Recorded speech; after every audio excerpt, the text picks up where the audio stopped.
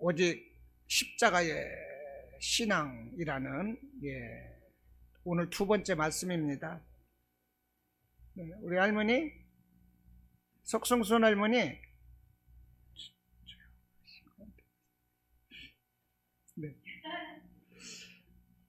오늘 십자가의 신앙 두 번째 시간인데요. 전주 똑같은 본문의 내용입니다. 왜 제가 또 이 말씀을 전하느냐 하면, 우리가 아침에 밥을 먹으면 점심에 밥을 또 먹어야 됩니다. 저녁에도 먹어야 되고, 연초에 밥을 먹어도요, 연말에 가서 계속 밥을 먹어야 돼요. 살아서 죽을 때까지 우리는 밥을 먹어야 돼요. 밥을 먹어야 삽니다.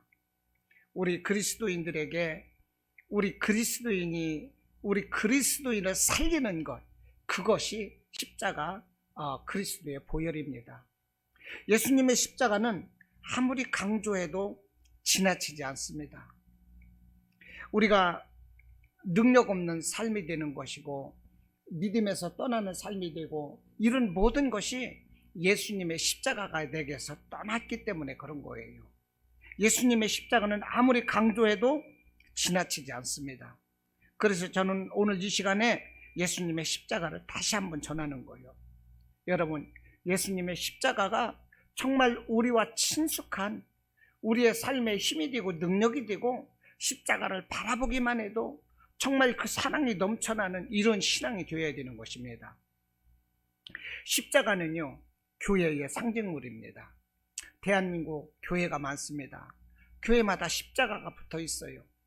가정마다 믿는 사람들 가정에도 또 십자가가 있습니다. 그런데 이 십자가는 이 로마에서 사형수들을 처형하는 사형틀이었습니다. 사형수들 중에서도 아주 악한 죄를 저질른 그 사형수들을 죽일 때, 아주 가장 그 악한 그 범죄자들을 처단할 때 쓰는 것이 바로 그 십자가였어요. 그래서 모든 사람들이 이 십자가를 보면 혐오스러워합니다. 기피합니다. 그러므로 십자가가 이 세상적인 기준에서는 당연히 미련하고 어리석게 보여요. 사람들이 기피합니다. 그런데 성경에서는 이것을 구원의 진리라고 말해요. 세상 사람들로서는 이해할 수가 없는 것입니다. 그런데 이 예수님은요, 이 인류의 죄악을 담당하시기 위해서 이 죄가 없으심에도 불구하고 십자가에서 자신의 죽음을 당하셨다는 거예요. 친히 십자가를 지시고 우리의 죄악을 담당하셨어요. 그 예수님을 우리가 믿을 때, 그 십자가 사건을 우리가 믿을 때 우리는 죄사함 받고 의롭다 인정받고, 우리는 구원을 받게 되는 것입니다. 그러므로 오늘 본문 18절에서 뭐라고 하십니까? 십자가의 도가 멸망하는 자들에게는 미련한 것이요, 이렇게 말하는 거예요. 십자가의 도가 멸망하는 자들에게는 미련하게 보인대요. 멸망하는 자들이 누구일까요? 세상 사람들입니다. 하나님을 알지 못하는 자들, 이들에게 십자가는 미련하게 보일 뿐이에요. 왜 저는 십자가를 져야만 되지? 왜 십자가에서 죽었지? 왜 십자가를 믿어야만 구원을 받는 거지? 세상 사람들로서는 정말 알 수 없는 미련한 것, 이것이 십자가다 하는 것입니다. 그런데 구원받는 우리에게는 이 십자가가 하나님의 능력이래요. 할렐루야. 구원받는 우리에게는 십자가가 하나님의 능력인 거예요. 그래서 하나님께서는 이 구원의 진리가 세상 사람들이 어리석게 여기는 이 십자가의 말씀을 통해서, 이 십자가의 말씀을 공포하고 선포하는 이 전도를 통해서 구원의 진리는 세상에 드러나게 된다는 것입니다.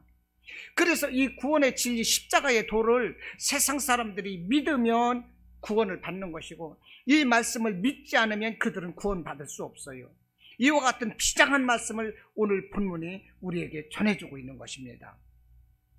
여러분, 18절에서 십자가의 도다 이렇게 말씀을 하고 있는데, 이 헬라어로 이 십자가의 도라는 것은 그 십자가의 말씀이고요, 영어로서는 십자가의 메시지입니다.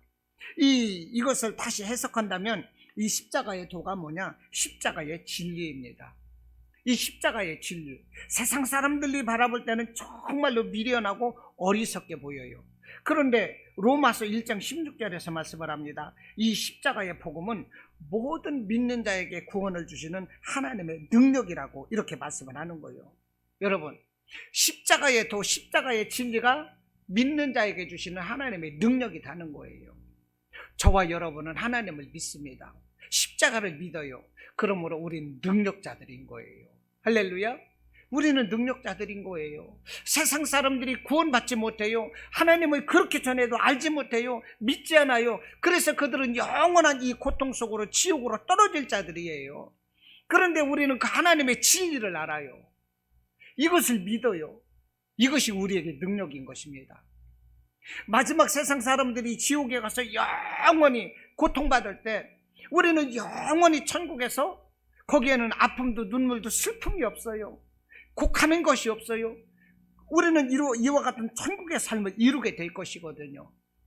그러기 위해서 하나님을 믿어요. 십자가를 믿어요. 이것이 우리에게 능력이 되는 것입니다. 정말 우리는 말할 수 없는 능력받은 사람들이에요. 할렐루야. 능력받은 사람들이에요. 여러분, 구원의 길은 오직 십자가의 길을 통과하여야만 됩니다. 십자가의 길을 통과할 때 하늘 보좌가 우리에게 열리는 거예요. 이 창세기에서 이 천지 창조를 하실 때 하나님께서 빛이 있으라 하셨더니 그 빛이 있었더라 이렇게 말씀을 하고 있습니다. 이 빛이 무엇입니까? 예수님을 의미하는 거예요. 천지 창조를 이루시면서 7일 동안 천지 창조를 하나님께서 이루셨는데 단지 우리 인간들이 살 수 있는 이 천지 만물을 이루어 가시고 조성하시는 그 과정의 이야기뿐 아니라 이 천지 창조의 이야기 가운데서 예수님이 계시다는 것입니다. 빛이 있으라 할 때 그 빛은 바로 예수님을 의미하는 것이고 낮과 밤이 나누어질 때 그 말씀이 바로 예수님이 곧 그 죽으실 것을 말씀을 하시는 것이고요. 그 모든 숨은 진리가 거기에 들어있는 거예요. 우리가 그림 속에서 보면 숨은 그림 찾기라는 게 있거든요. 숨은 그림을 한참 찾아보면 거기에서 여러 가지 숨은 그림들이 나옵니다. 천지창조 속에서 예수님이 들어가 있는 거예요. 그 안에 예수님의 십자가가 들어있는 거예요. 우리가 주기도문을 할 때 하늘에 계신 우리 아버지여 이름이 거룩히 여김을 받으시오며 나라가 임하시오며 그 나라가 무엇입니까? 하나님의 나라인 거죠. 그 나라 속에 예수 그리스도의 십자가가 들어있는 거예요. 그리고 나라가 임하시오며 뜻이 하늘에서 이룬 것 같이 이 땅에서 이루어지이다. 그 뜻이 하늘에서 이루어진 그 뜻이 무엇이겠어요? 예수님이 오실 것, 예수님이 십자가를 지실 것, 그런 뜻이 담아있다니까요. 여러분, 우리는 이 십자가의 길을 알아야 되는 거예요. 하나님께서 천지 만물을 창조하실 때도 예수님이 계셨고 십자가가 계시는 거예요. 예수님께서 너희는 이렇게 기도하라 말씀을 하시면서 이 주님 가르쳐 주신 기도가 있는데 그 안에도 십자가가 있다는 것입니다. 여러분, 우리는 십자가 속에서 구원을 받는 거예요. 우리가 이 성경이 창세기에서부터 이 요한계시록 22장 21절까지 한결같이 주어주는 그 성경의 주제가 무엇이냐? 예수 그리스도인 것입니다. 예수 그리스도라는 성경의 주제 가운데서 그 예수 그리스도께서 목적하시는 것이 무엇이냐? 새하늘과 새 땅 영원한 천국인 거예요. 그 예수 그리스도께서 주제가 되시는데 예수 그리스도의 그 주제의 정점에 십자가 사건이 있는 것입니다. 할렐루야. 우리는 이 십자가 사건을 떠나서 아무것도 할 수가 없어요. 이 십자가 사건 속에서 우리의 구원이 있고 우리의 승리가 있어요. 마귀 사탄을 이기는 것도 십자가 사건이 있는 것입니다. 우리가 질병을 치료하는 것도 십자가 사건이 있는 거예요. 우리가 위로받고 회복되고 새롭게 되는 이 모든 것 속에 십자가 사건이 있는 거예요. 여러분, 십자가가 우리 삶의 능력이 되는 것입니다. 사도행전 4장 12절로 말씀을 해요. 천하 사람들 중에 구원을 받을 만한 다른 이름을 우리에게 주시지 않았대요. 구원을 받을 만한 유일한 이름 예수님인 거예요. 그 예수님이 십자가를 지심으로 우리에게 구원을 온전히 이루셨어요. 여러분, 예수님만이 우리의 희망입니다. 예수님만이 우리의 생명인 거예요. 여러분, 우리 가정이 일어나는 것도 예수님이에요. 우리의 자녀가 일어나는 것도 예수님이에요. 우리가 꿈꾸는 것도 예수님을 통해서 이루어지게 되는 것입니다. 할렐루야. 오직 예수님인 거예요. 예수님. 대한민국이 1950년도 6.25 사변이 일어났어요. 6.25 사변이 일어나고 나서 6.25 전쟁이 끝났을 때 그때 대한민국의 국민소득 GDP가 67불이었습니다. 국민소득 67불이 무슨 의미인지 아십니까? 연간 총소득이 67불이었다는 거예요. 1인당 국민소득이 그 연간 총수입이 67불이면 약 7만 원인 거예요. 7만 원. 1인당 한 사람이 7만 원을 가지고 1년을 살아가는 거예요. 그러니 얼마나 가난합니까? 말할 수 없이 가난한 거예요. 그때 통계된 이 세계 국가가 120개 국가였는데 그 120개 국가 중에서 한국이 119번째였어요. 그 한국 다음에 그 한국보다 유일하게 뒤진 한 나라가 있었는데 그 나라가 인도였습니다. 이렇게 가난한 나라, 그 나라가 대한민국이었다니까요. 국민소득 GDP가 67불. 그런데 오늘 대한민국의 국민소득이 얼마입니까? 3만 불이요. 3만 불. 그러면 우리나라 이 1년 총소득이 얼마예요? 1인당 약 3천 몇백만 원이 되는 거예요. 이렇게 우리가 위상이 달라졌어요. 현재 대한민국은 OECD에 가입된 국가인데요. 이 OECD 국가 중에 10위권 안에 들고 있습니다. OECD가 무슨 기구냐면 경제협력 개발기구인데 이 OECD에 들어갈 수 있는 이 자격이 뭐냐?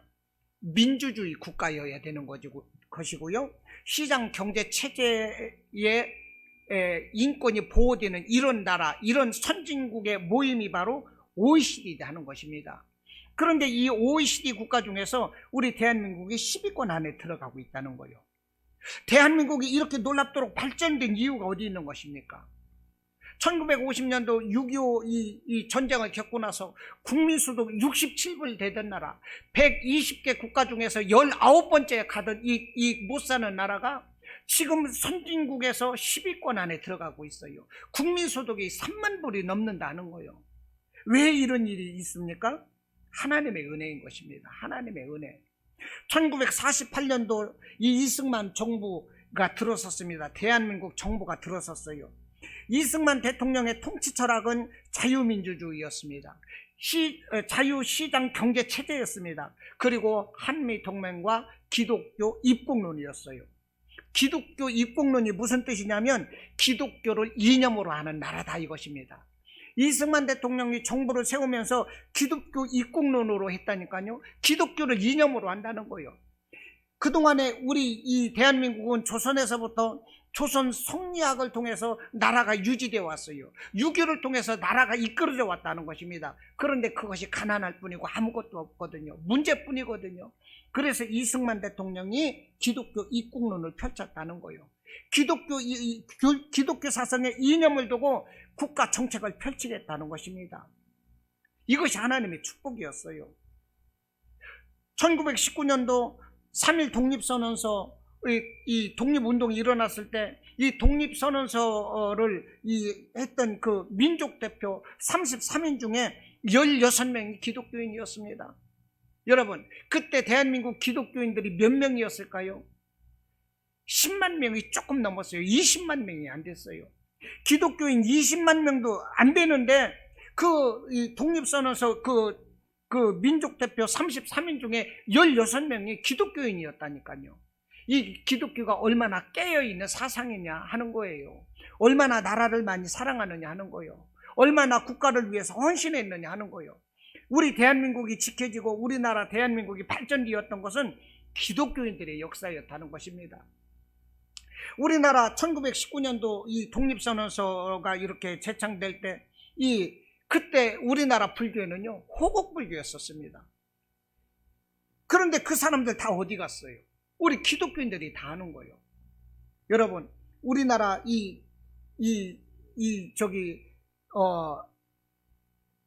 근대 시대를 이끌어오는 이 힘이 기독교인 것입니다. 이 학교가 세워졌어요. 병원이 세워졌어요. 이 모든 것이 기독교의 역사라는 거예요. 할렐루야. 기독교에서 이렇게 다 했다니까요. 이 침수를 통해서 이렇게 이 궁중에서도 이런 거를 통해서 사람들 병을 고치고 그럴 때 이 신식 이 병원 문화가 들어와 가지고요. 이 고종 황제 때 이 궁중에 이 병원이 들어오고 그것이 제중원인 거예요. 그것이 더 나아가서 세브란스 병원이 되는 것입니다. 우리나라 장사하는 사람들을 상인이라고 그랬어요. 옛날에는 상놈이라고 그랬어요. 백정이 있었어요. 계급이 있었어요. 이런 모든 계급을 다 파한 것이 기독교의 역사라는 거예요. 우리나라 최초의 의학 박사가 누구냐? 백정 출신이었어요. 그 사람이 최초의 의학 박사가 되는 거예요. 이 모든 것은 기독교의 역사라는 것입니다. 그런데 오늘날 주사파가 어떻습니까? 지금 우리 대한민국은 자유민주주의예요. 그랬는데 어린아이들 이 교과서에 자유가 다 빠져버렸습니다. 자유가 빠지고 그냥 민주주의로 돼 있어요. 여러분, 북한의 이름이 뭡니까? 조선인민민주주의예요. 북한도 민주주의라니까요. 사회주의도 그 사람들은 민주주의라고 말을 해요. 그러니까 인민민주주의, 민족민주주의, 사회민주주의와 비교되는 것이 무엇입니까? 우리 대한민국의 자유민주주의인 거예요. 그런데 주사파는요, 이 자유민주주의에서 이 모든 교과서에서 자유를 다 빼버렸어요. 그래서 그냥 교과서에는 민주주의가 나오고 있는 거예요. 이것은 우리 대한민국의 자유민주주의 이념이 사회민주주의로 가고자 하는 그런 시도가 아니냐 하는 거예요. 이게 주사파라니까요. 그리고 주사파는요, 이 이승만 대통령이 외쳤던 이 한미동맹, 이것을 없애려고 하는 거예요. 한국과 미국이 동맹이 안 되면 우리나라는 벌써 날아갔어요. 미국이 지금도 있어야 되는 겁니다. 그리고 이 주사파들이 또 멀리하는 게 뭡니까? 기독교 입국론, 이 기독교 사상을 없애려고 하는 거예요. 교회를 10분의 1로 줄이려고 하고 있어요. 이것이 주사파요. 그런 이 주사파들이 이 여권으로 있는 이때에 이 여권을 옹호한다는 우리 그리스도인이라는 것은요, 이해할 수가 없는 것입니다. 기독교 입국론, 이것을 부정하고 있다니까요. 그런데 그 사람들을 어떻게 지지할 수가 있느냐 이 말이야. 기독교인으로서 이것은 있을 수 없는 거예요. 이것은 절대 있을 수 없는 것입니다. 여러분, 제가 오늘 십자가의 진리에 대해서 말씀을 하고 있어요. 구원은 오직 십자가의 진리에 있는 것입니다. 할렐루야. 십자가의 진리 위에 바로 설 때 우리에게 구원이 있어요. 우리가 18절부터 읽었습니다. 그런데 17절 말씀에 보니까 그리스도께서 나를 보내심은 세례를 베풀게 하려 하심이 아니고 오직 복음을 전하게 하려 하심이로되 말의 지혜로 하지 아니하면 그리스도의 십자가가 헛되지 않게 하려 함이라 그랬어요. 예수님께서 자신을 보냈대요. 복음을 전하려고 보내게 하셨대요. 그런데 이 복음이 말의 지혜로 하지 않고 십자가로 한대요. 십자가로. 여러분, 복음의 중심은 십자가인 것입니다. 할렐루야. 복음의 중심은 십자가인 거예요. 우리는 이 성경을 보고 있어요. 이 성경은 복음이에요. 이 복음의 중심에 뭐가 있어요? 십자가가 있는 거예요. 할렐루야. 십자가를 통해서 우리가 구원받는 것입니다. 그러므로 오늘 고린도전서 1장 21절 하반절에서 뭐라고 그래요? 하나님께서 전도에 미련한 것으로 믿는 자들을 구원하시는 것을 기뻐하신대요. 전도에 미련한 것이 무엇입니까? 십자가의 복음인 거예요. 세상 사람들은 이 전도를, 이 십자가의 복음을 아주 미련한 것으로 여기고 있거든요. 그런데 하나님께서는 이 전도에 미련한 이 십자가의 복음으로 세상을 구원하신다 이것입니다. 오늘 22절로 23절에서 말씀을 해요. 유대인은 표적을 구하고 헬라인은 지혜를 찾으나 우리는 십자가에 못 박힌 그리스도로 전한대요. 지혜도 아니고 어떤 종교성도 아니에요. 우리가 전하는 것은 오직 십자가에 못 박힌 그리스도래요. 사도 바울이 말하고 있는 것이 무엇입니까? 그리스도의 십자가 위에 모든 것은 배설물과 같다는 것입니다. 유대인의 지혜도 배설물과 같고, 아니 헬라인의 지혜도 배설물과 같고, 유대인이 구하는 표적도 배설물과 같다는 것입니다. 십자가가 아니고는 아무것도 아니라는 얘기예요. 24절에서 말씀을 합니다. 오직 부르심을 받은 자들에게는 유대인이나 헬라인이나 그리스도인은 하나님의 능력이요 하나님의 지혜다는 거예요. 여러분, 그리스도는 하나님의 능력이래요. 그리스도 십자가의 복음을 말하는 것입니다. 할렐루야. 십자가의 진리, 이것이 우리의 능력인 거예요. 여러분, 십자가의 진리 위에 바로 서기를 바랍니다. 우리가 붙잡을 것은 오직 십자가인 거예요. 할렐루야. 오직 십자가예요. 십자가를 외면하면 우리는 마귀에게 눌릴 수밖에 없는 거예요. 세상에 끌려갈 수밖에 없는 거예요. 십자가의 사랑이 무엇입니까? 하나님의 사랑인 거예요. 십자가의 은혜가 뭐예요? 나를 사랑하시는 하나님의 은혜인 거예요. 그래서 하나님 당신이 십자가를 지시고 친히 죽으셨어요. 내가 죽어야 될 것을 주님이 죽었어요. 내가 고난당할 것을 주님이 고난당하셨어요. 이것이 십자가의 사랑인 것입니다. 할렐루야. 전년이 2번 지나도 변하지 않는 것, 당신을 향한 하나님의 사랑이에요. 할렐루야. 예, 1000년이 지나도 변하지 않는 우리 주님의 사랑, 이것이 십자가의 은혜인 것입니다. 우리 주님이 나를 위해서 이렇게 사랑해 주셨어요. 여러분, 십자가를 생명 다하는 그 날까지 붙잡아야 되는 것입니다. 우리 유건사님이 꿈을 꾸셨다고 그래요. 천사가 오는 꿈, 제가 그 말씀을 몇 번 듣고 오늘 아침에도 들었어요. 천사가 내가 너를 데리러 가겠다고요? 얼마나 은혜로워요. 우리 마지막은 이렇게 돼야 돼요. 우리 인생의 마지막은 천사가 데리러 와야 돼요. 세상 사람들처럼 저승사자가 검은 옷 입고 검은 모자 쓰고 와가지고 가자 그러면 나 안 가 막 그래요. 나 안 가 그래요. 그러면서 막 소리 지르고 발악을 하는 거예요. 여러분, 우리의 마지막이 그렇게 돼서는 안 되는 것입니다. 할렐루야. 우리의 마지막은 천사가 나타나야 돼요. 가자, 수고했다, 가자.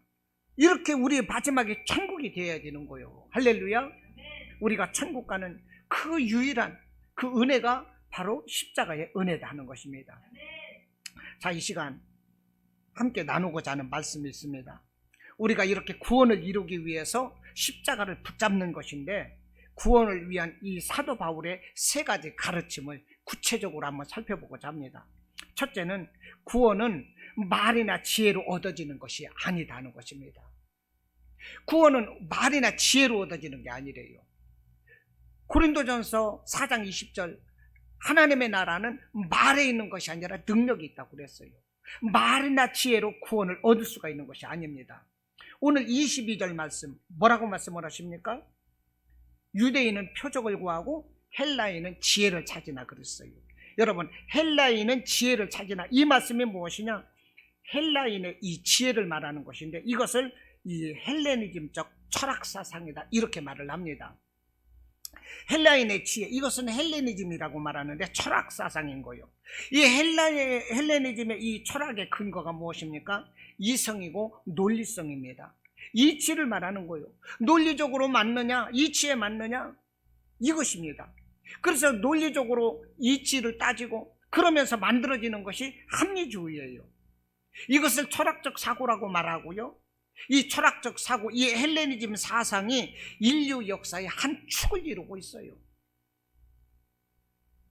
그런데 오늘 사도 바울은 말합니다. 헬라인은 지혜를 찾으나, 이 말씀이 뭐냐?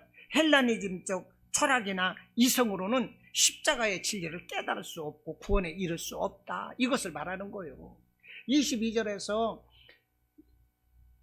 헬라인은 지혜를 찾으나 우리는 십자가에 못 박힌 그리스도를 전하니, 이 무슨 말씀이에요? 헬라인의 그 철학, 이성, 논리를 가지고 그것으로는 십자가를 알 수도 없고 구원받을 수도 없다는 거예요. 오직 우리는 십자가, 이 사건, 이것을 믿을 때 구원받는다는 거예요. 골로새서 2장 8절에서 말씀을 합니다. 누가 철학과 헛된 속임수로 너희를 사로잡을까 주의하라 그랬어요. 철학과 헛된 속임수로 너희를 사로잡지 못하게 하래요. 이것이 무엇입니까? 철학과 헛된 속임수가 뭘까요? 오늘 22절에서 말씀하는 헬라인의 지혜를 말씀을 하는 거예요. 철학이나 이성 논리 이런 것으로는 우리가 구원받을 수 없다는 것입니다. 철학과 이성 논리 이런 것이 뭐냐? 사람의 전통이고 초등학문에 불과하대요.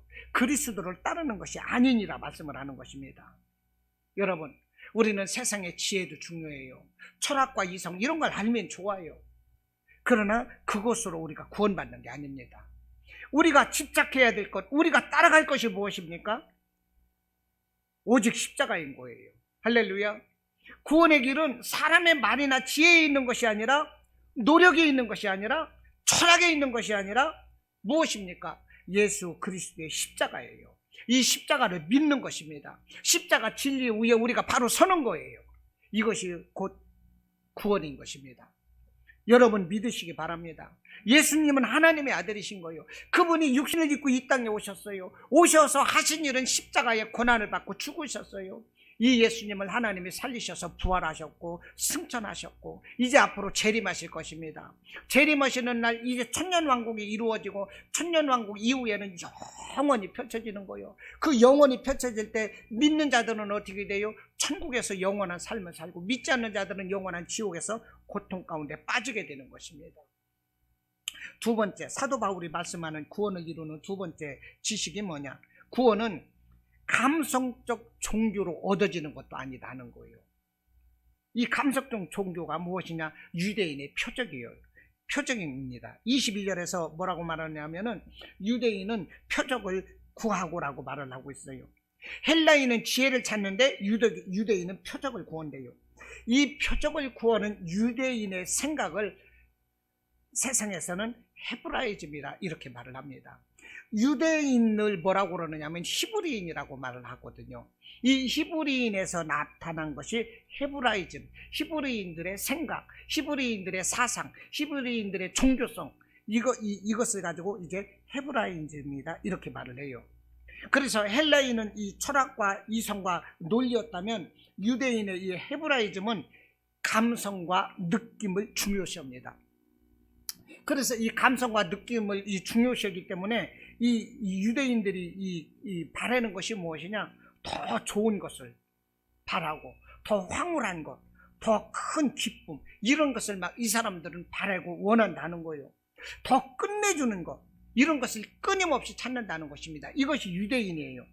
그래서 더 좋고 끝내주는 것, 기분 좋은 것, 뭐 이런 것을 원했는데 그런 목적을 이루게 되면 잠시 기쁨을 누리기도 합니다. 그러나 그 기쁨에도 한계점이 있어요.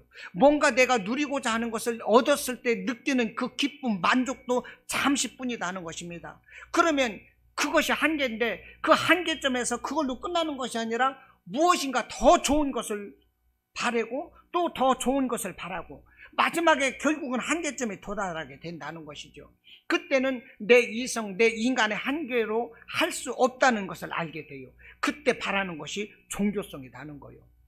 사람으로서는 할 수 없지만 신은 할 수가 있다 이것입니다. 나는 할 수 없지만 신은 그것들을 할 수가 있거든요. 그래서 인간의 한계에 직면해 있을 때 바라는 것, 그때 신에게 빠진다는 것입니다. 그래서 유대인들이 표적을 구하는 이것이 뭐냐? 헤브라이즘 사상이 무엇이냐? 그들의 종교성이라는 거예요. 그들의 감성, 그들의 느낌을 만족하기 위해서, 채우기 위해서 마지막 빠지는 것이 종교다 하는 거예요. 그런데 그들이 빠지는 이 종교, 그들이 의지하는 종교가 정상적인 종교라면 문제가 되지 않습니다. 그렇지 않다는 거예요. 그저 더 자극적인 종교라면 돼요. 당장 무언가를 이렇게 보여줄 수 있는, 뭔가 표적을 나타낼 수 있는 그런 종교라면 그들에게는 되는 거예요. 그래서 그들은 무당에게 빠질 수도 있는 것이고요. 뭔가 복을 위해서 뭐 수백만 원, 수천만 원씩 들여서 부적을 만들 수도 있는 것이고, 결국은 그들이 사이비 종교에 빠지게 된다는 것입니다. 이것이 헤브라이즘적 유대인의 표적이라는 거예요. 이런 것으로는 구원받을 수가 없다는 것입니다. 그런데 여러분, 우리나라는 유대인이 아니죠. 물론 유대인이 아닙니다. 헬라인도 아니에요. 그래서 헬레니즘도 아니고 우리는 헤브라이즘적 사상을 가진 사람도 아니에요. 그러나 우리에게도 그런 사상이 있다는 거예요. 우리에게도 헬레니즘적 철학, 이성, 도덕 이런 것이 있고요. 헤브라이즘적 감성이나 느낌을 우리도 중시하고 어떤 종교성에 빠져드는 것이 우리 민족이라니까요. 우리가 이스라엘 민족은 아니지만 그들과 똑같아요. 그들과 똑같은 감성을 가지고 있어요. 우리 대한민국 사람들을 기분파라고 말해요. 그 대한민국 사람들이 술을 한번 먹으면 막 말술을 먹어요. 그러면서 막 취하고 막 기분 내키는 대로 막 한턱 쏘고, 이게 대한민국의 문화라는 것입니다. 그리고 또 하나는 우리 대한민국도 종교성이 강하다는 거예요. 뭔가 좀 쇼킹한 게 있다면 거기로 확 몰려들고 빠지고, 그러다 보니까 대한민국에는 어느 나라보다도 이단이 많고 이단에 잘 빠져든다는 것입니다. 그러나 여러분, 저와 여러분은 그런 종교성에 빠져드는 것이 아니라 오직 예수 그리스도의 복음, 십자가의 도를 따라야 한다는 거예요. 할렐루야. 우리에게 필요한 것은 오직 십자가의 복음인 거예요. 사람들이 여기가 좋다 하니까 신천지로도 가고 안상홍 하나님의 교회로도 가고, 신천지 이만희가 누구입니까? 자기가 보혜사래요. 자기가 보혜사. 그러니 그 신천지에 가는 즉시 그들은 다 지옥인 거예요. 이만희 죽으면 가장 처참한 지옥에 빠질 거예요. 그가 회개하지 않는다면. 우리는 오직 십자가의 도를 붙잡아야 되는 것입니다.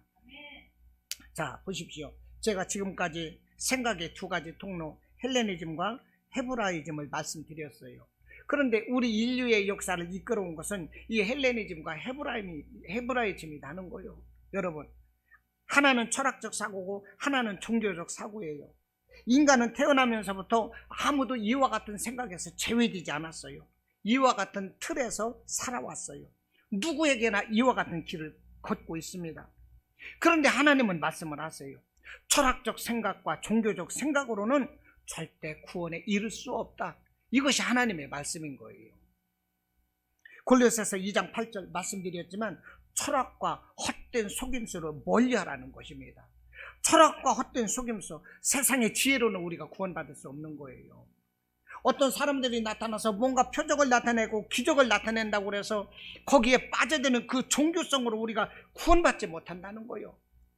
우리가 구슬하고 귀신이 나타나서 우리의 미래를 알아맞추고 막 이런다고 그래서, 그런데 빠져든다고 그래서 우리가 구원받는 것이 아니다는 거예요. 오늘 23절에서 말씀을 합니다. 우리는 십자가에 못 박힌 그리스도를 전한대요. 오직 십자가에 못 박힌 그리스도가 우리의 구원자라는 것입니다. 오늘 24절 말씀을 해요. 오직 부르심을 받은 자들에게는 유대인이나 헬라인이나 그리스도는 하나님의 능력이요 하나님의 지혜니라. 여러분, 오직 십자가 복음만이 우리의 구원이라는 거예요. 할렐루야. 십자가를 붙드시기 바랍니다. 십자가 붙드시기를 바랍니다. 자, 세 번째, 구원은 오직 성령의 이끌림 받는 그리스도의 십자가를 믿는 것입니다. 예수님의 십자가를 믿는 것이 구원이다 이거예요. 이것이 결론이요. 그러려면 우리가 성령을 받아야 되는 것입니다. 성령 아니고서는 십자가를 믿을 수가 없어요. 할렐루야. 성령이 아니고서는 이 십자가를 믿을 수가 없어요. 인간의 이성이나 감성으로는 십자가에 도달할 수가 없습니다. 우리 안에 있는 성령으로 우리는 십자가에 나갈 수가 있는 거예요. 예수님은 구원의 진리를 말씀을 하셨어요. 성경에 한 가지 핵심 진리를 꼽으라고 말하면 요한복음 3장 16절 말씀입니다. 이 예수님이 말씀을 하신 거예요. 하나님이 세상을 이처럼 사랑하사 독생자를 주셨으니 이는 그를 믿는 자마다 멸망하지 않고 영생을 얻게 하려 하심이라 그랬어요. 독생자 예수를 믿는 자마다 구원을 받는데요. 요한복음 14장 6절에 말씀을 하기를 내가 곧 길이요 진리요 생명이니 나로 말미암지 않고는 아버지께로 올 자가 없대요. 나로 말미암지 않고는, 이게 무슨 말이에요? 나를 믿지 않고는 하나님께로 갈 수 없다는 것입니다. 믿음으로 구원받는다는 거예요. 그런데 그 믿음의 정점에 예수 그리스도의 십자가가 있는 것입니다. 구원의 길은 헬레니즘적 이성이나 철학이 아니에요. 헤브라이즘적 종교성도 아니에요. 우리의 감성, 느낌으로 구원받을 수 있는 게 아니에요.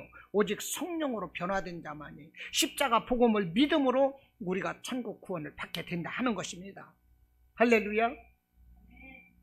이와 같은 십자가 복음을 믿는 길은 오직 성령의 충만함이 있어야 되는 거예요.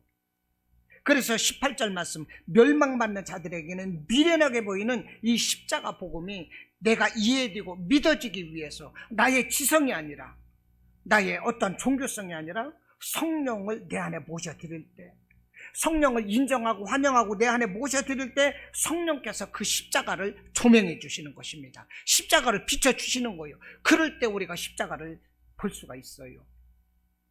예수님께서 하나님이 세상을 이처럼 사랑하사 독생자를 주셨는데 당신의 말씀을 하는 거거든요. 그 독생자를 믿을 때 멸망하지 않고 구원을 받는다. 이 말씀 하시기 전에 니고데모에게 하신 중요한 말씀이 있어요. 물과 성령으로 거듭나야 하나님 나라를 볼 수가 있다. 물과 성령으로 다시 나야 하나님 나라에 들어갈 수 있다. 이 말씀을 하셨어요. 여러분, 그 말씀이 무엇이냐? 니고데모에게 네가 성령으로 거듭나지 않으면 하나님을 믿을 수 없다는 거예요. 그와 같은 대진리를 믿을 수가 없고 십자가를 바라볼 수 없다는 거예요. 그러므로 예수님이 구원의 진리를 말씀하시면서 성령을 함께 말씀하셨다는 거예요. 요한복음 14장 16절에서 예수님이 이렇게 말씀을 하십니다. 내가 아버지께 구하겠으니, 아버지께 구한다는 것이 뭐냐면 예수님이 하늘나라로 가서 아버지께 구하겠대요. 뭘 구하느냐? 성령을 구하시겠다는 거예요. 그러면서 하시는 말씀이 요한복음 16장 7절에서 내가 떠나가는 것이 너희에게 유익하니 내가 떠나가지 아니하면 보혜사가 너희로 오시지 아니할 것이요 가면 너희에게로 보내리라. 보혜사가 누구예요? 성령인 거예요. 내가 하늘나라로 떠나는 것이 너희에게 유익이래요. 내가 떠나가면 보혜사를 보낼 것이래요. 근데 내가 떠나가지 않으면 보혜사가 너희에게 오시지 않는다는 것입니다. 보혜사는 성령인데 보혜사가 왜 우리에게 오셔야 유익일까? 그것은요, 예수님은 인간의 육신을 입고 계시거든요. 그렇기 때문에 이스라엘 그 민족 가운데 예수님이 계시면 이스라엘 민족은 예수님의 도우심을 받을 수가 있지만 세계 처처에 있는 사람들은 예수님과 함께 할 수가 없는 거예요. 그런데 예수님이 가시고 나서 성령을 보내시면 성령은 우리 마음속에 영으로 모든 자들에게 찾아오시는 거거든요. 그래서 성령이 유익하다는 거예요. 그 성령을 우리에게 맞아들이기 위해서, 우리에게 보내시기 위해서 예수님이 가신대요. 예수님이 가신다는 것은 하늘로 승천하신다는 의미도 되지만 자기가 죽으실 것을 말씀을 하는 거예요. 내가 죽어야만 된다는 거예요. 내가 죽어서 부활하고 승천할 것을 말씀을 하시는 거예요. 이 보혜사 성령을 보내주시기 위해서 예수님이 십자가를 지고 죽으셨다니까요. 그러니까 여러분, 우리가 십자가를 이해하기 위해서는 성령을 통해야만 되는 거예요. 예수님이 보내주신 성령을 통해야. 할렐루야. 이 십자가의 모든 은혜를 모든 사람들에게 베푸시기 위해서 예수님은 성령을 보내주시는 거예요. 여러분, 그러므로 우리가 성령을 받아야 되는 것입니다. 우리가 왜 믿음에 바로 서지 못하는 것입니까? 왜 작은 일에도 시험 드는 것입니까? 왜 믿음을 떠나는 거요? 왜 하나님을 원망하고 왜 의심하는 것입니까? 성령이 없어서 그래요. 여러분, 성령 받으시기를 바랍니다. 할렐루야. 성령이 우리의 생명인 거예요. 성령이 없으면 우리는 메마른 물과 같아요. 성령 없으면 기름 떨어진 자동차와 같아요. 여러분, 성령을 받으시기를 축원합니다. 이 성령은 이 요한복음에서 보니까 지혜의 영이라고 그랬어요. 지혜의 영. 내가 보내실 성령, 그가 너희에게 모든 것을 가르치고 내가 너희에게 말한 모든 것을 생각나게 할 것이래요. 여러분, 성령을 받아야 우리에게 지혜도 임하는 거예요. 예수님의 제자들은요, 예수님께서 내가 죽고 3일 만에 부활하고 승천할 것을 처음으로 제자들에게 말할 때 베드로는 그 말에 항변했어. 절대 그러면 안 되는 것이라고. 성령 받지 못하니까 모르는 거예요. 그런데 예수님이 이제 약속하신 대로 제자들이 성령 받고 나서는요, 예수님의 말씀을 이해하는 거예요. 예수님의 사역을 그대로 이어받습니다. 여러분, 육에 속한 사람은 하나님의 성령의 일들을 받지 않는데요, 하나님의 일이 어리석게 보인대요. 그것들을 알 수도 없는 것이라 고린도전서 2장 14절로 말하는 거예요.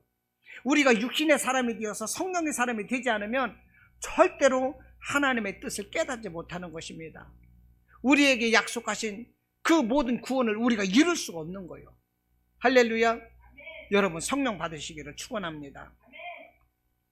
고린도전서 2장 10절 말씀을 합니다. 오직 하나님이 성령으로 이것을 우리에게 보이셨으니 성령은 모든 것 곧 하나님의 깊은 것까지도 통달하시느니라 그랬어요. 여러분, 무슨 말씀일까요? 성령으로 보이신 이것이 뭘까요? 예수 그리스도의 십자가를 우리에게 보이시는 거예요. 할렐루야. 예수님의 십자가를 우리가 성령을 통해서 바라볼 수가 있는 것입니다. 성령은 모든 것을 깨달아 알게 해주시는 거예요. 이 성령이 임하실 때 우리가 권능을 받아요. 이 성령을 예수님은 받으라고 명령을 하세요. 이 성령을 우리가 받아도 되고 안 받아도 되고 선택사항이 아니에요. 이 성령을 우리가 반드시 받아야만 되는 것입니다. 사람들이 그럽니다. 교회에서 말하면 안 됩니다 말을 해요. 못합니다 말해요. 할 수 없다고 말해요. 우리는 아니라고 말해요. 왜 그럴까요? 성령 받지 않기 때문에 그렇습니다. 성령 받지 않으면 모든 일에 부정적인 거예요. 우리 교회에서 이렇게 하자, 전도하자, 이렇게 나가자, 못합니다, 안 됩니다 이렇게 말해요. 왜 그럴까요? 내가 성령 받지 못했기 때문에, 내 안에 십자가가 없기 때문에, 성령 받지 못해서 내 안에 능력이 없는 거예요. 세상적인 기준으로 사는 거예요. 그러므로 우리는 성령 받아야 됩니다. 성령 받으면 내 삶이 긍정적으로 변화됩니다. 뭐든지 할 수 있다라는 마음으로 바뀌어요. 성령 받으면 내 안에 능력이 막 불릴듯 일어나는 거예요. 뜨거운 기쁨과 감동이 일어나는 거예요. 할렐루야. 성령이 능력인 거예요. 성령이 능력이에요. 여러분, 우리가 보약 먹어서 힘나는 거 아닙니다. 많이 배워서 우리가 똑똑한 거 아니에요. 성령 받으면 그것이 우리에게 능력이 되는 것입니다. 저와 여러분의 심령 속에서 성령님이 운행하시기를 바랍니다. 성령 의지하시고 구원에 승리하시기를 바랍니다. 제가 올 한 해 계속적으로 주어지는 말씀이 있습니다. 일어나지 않은 거예요. 여러분은 올 한 해 일어나지 않은 것입니다. 예수님의 이름으로 일어나야 돼요. 우리는 성령 받고 일어나야 돼요. 하나님이 우리를 도와주시고 우리가 승리하는 그 은혜에, 그 은혜 받고 승리하는 그 모습을 온 세상에 우리는 비춰내야 돼요. 할렐루야. 여러분들 올 한 해 일어나시길 바랍니다. 그러려면 십자가 의지해야 돼요. 성령 받아야 돼요. 그리고 열심히 살자고요. 열심히 신앙생활 하자고요. 우리에게도 기적은 일어납니다. 올 한 해 우리의 삶도 변화됩니다. 올 한 해 우리가 꿈꾸는 것 무엇입니까? 우리가 소망하는 것 무엇입니까? 십자가 의지하시기 바랍니다. 성령 의지하시기 바랍니다. 하나님은 반드시 이루어 주실 것입니다. 아멘이시죠? 네.